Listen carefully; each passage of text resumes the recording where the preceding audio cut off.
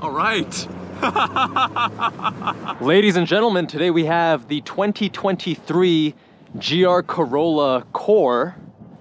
This one's fully loaded. We have performance package with the LSDs front and rear, cold weather package, technology package in this gorgeous red color. Out here at Eagles Canyon Raceway. Let's see if she handles on track. Traction control off.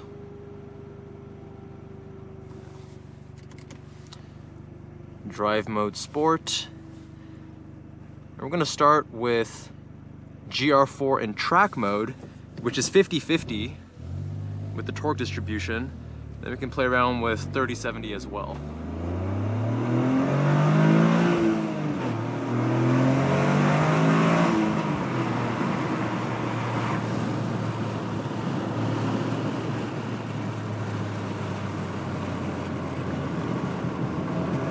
The car's powered by a 1.6 liter 3-cylinder turbo engine, pushing out 300 horsepower, 273 pound-feet of torque. It feels very rally car. You have that very traditional, old school, small displacement turbocharged engine character with a good amount of lag, but this thing pulls pretty hard. Very quiet engine. Hitting red light unintentionally.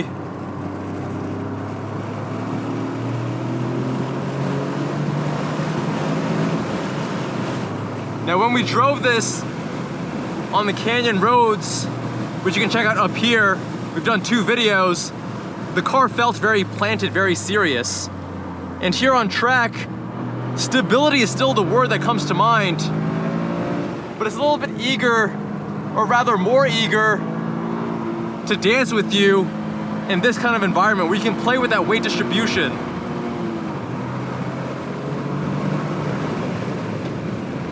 Beautiful manual transmission, cable actuated, but feels fantastic.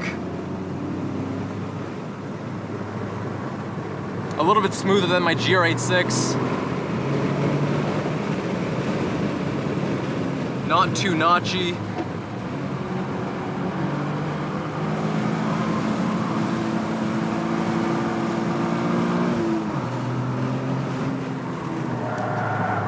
There we go. See, you can't be doing that on the canyon roads. But on track, you do have to really kind of grab it by the scruff of its neck and manhandle it a little bit.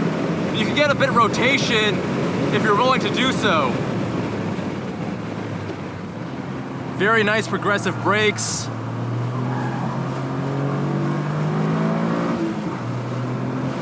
So that's the GR4 in track mode 50-50. Now we'll switch it over into 30-70. I'm hoping that's gonna make it feel a bit more dynamic, more torque to the rear. That's 30 in the front, 70 to the rear.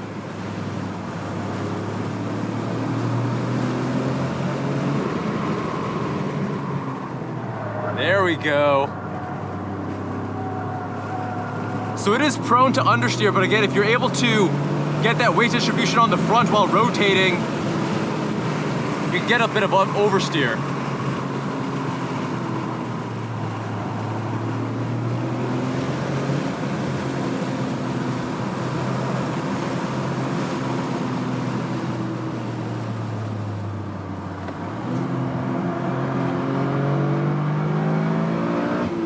Keep in mind, with a turbocharged engine, not naturally aspirated, the throttle response isn't going to be as consistent.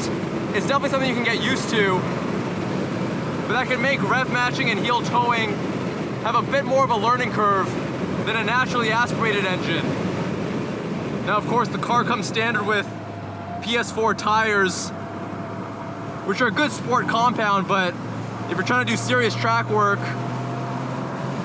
you may want to step up to something more serious.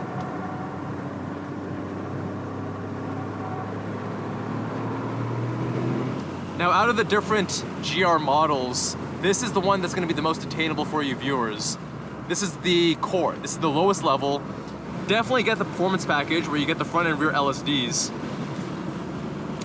Next up is the circuit, and making roughly 1,500 per year.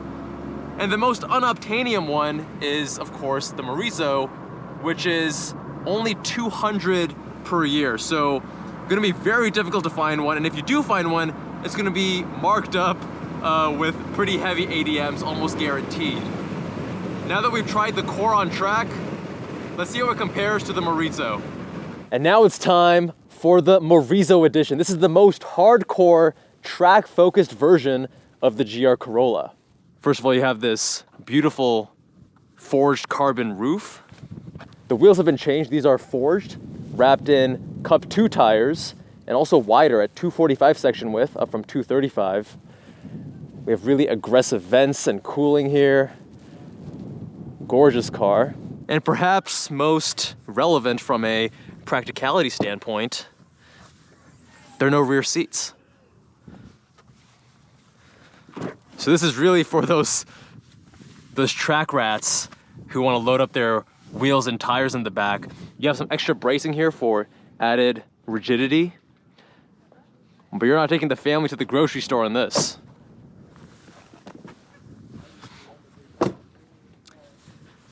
And with that out of the way, let's see how she drives.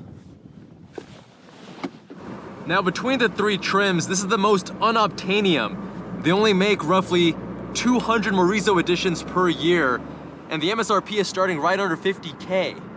Now going below that, you have the circuit at 43 grand, and below that the Core, which we were just in, starting at 36. Now with the Core, we did have some options. We had the weather, technology, and performance packages, and that put the MSRP up to around 40K. So the question is, with the added torsional rigidity, increased adhesives, the more powerful engine, this is now a 295 pound-feet of torque rather than 273. How does this handle? Is this really worth the premium for a track-focused vehicle?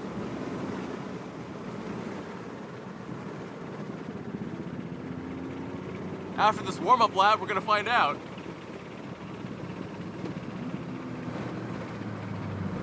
Woo! All right.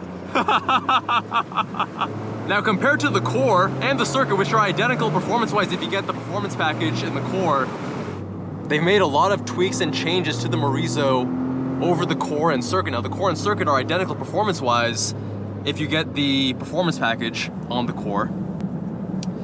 And they've done monotube dampers, higher quality dampers than in either the Core or circuit. They've also increased the spring rate quite substantially. It's 50 in the front and around 80 in the rear. And overall, this car, it just has far less body motion, less body roll, less diving. This is a far more serious version of the same car. So if you're really focused on track work, this is the version that you want, if you can find one.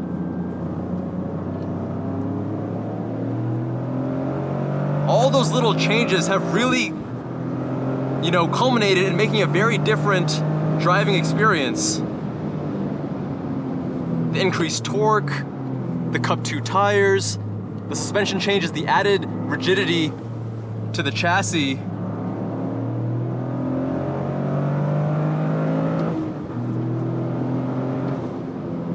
Beautiful inputs as well. Nice and easy to heel toe. I'm actually gonna change this to 30/70 mode. We're getting 70% torque to the rear now. Help it get a little bit more dynamic.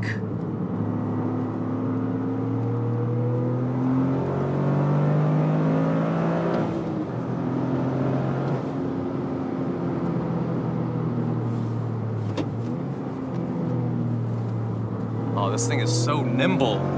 This is lighter than the Core and the circuit models. We're saving around 100 pounds.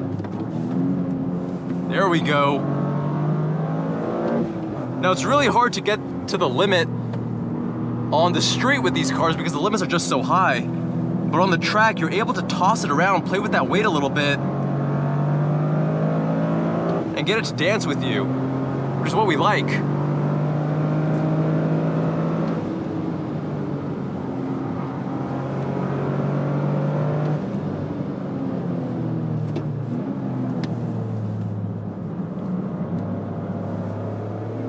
This just feels so dialed in.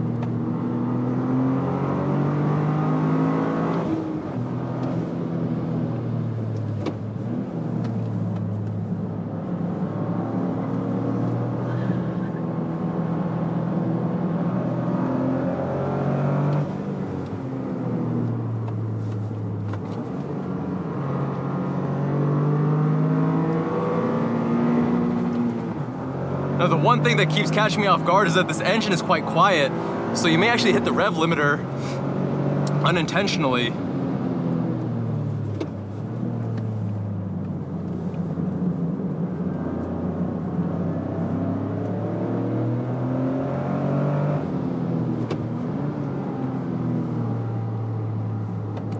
Nice, beautiful turn-in. With a stiffer chassis, the turn-in is definitely more immediate than in the Core.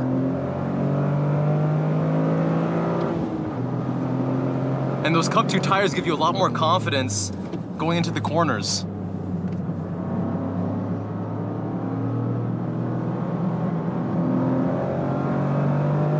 Man, this thing will just put power down no matter what. The GR4 system is straight magic, straight wizardry. Even when you overcook it like that, so easy to recover.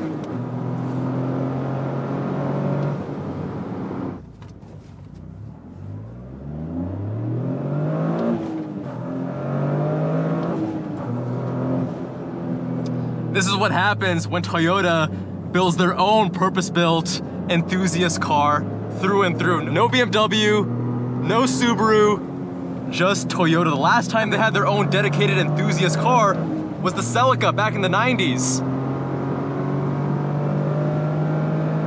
I mean, of course, you can talk about the Yaris, but we're talking North America here.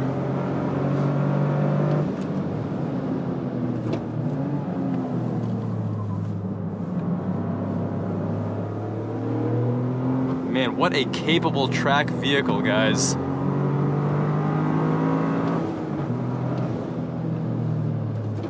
It's just a shame that they're making so few of these and it's gonna be so hard to get a hold of them, because this Morizo, it is, I mean, everything is just turned up to 11. It is a substantially different driving experience than the Core with the performance package. It is substantially different.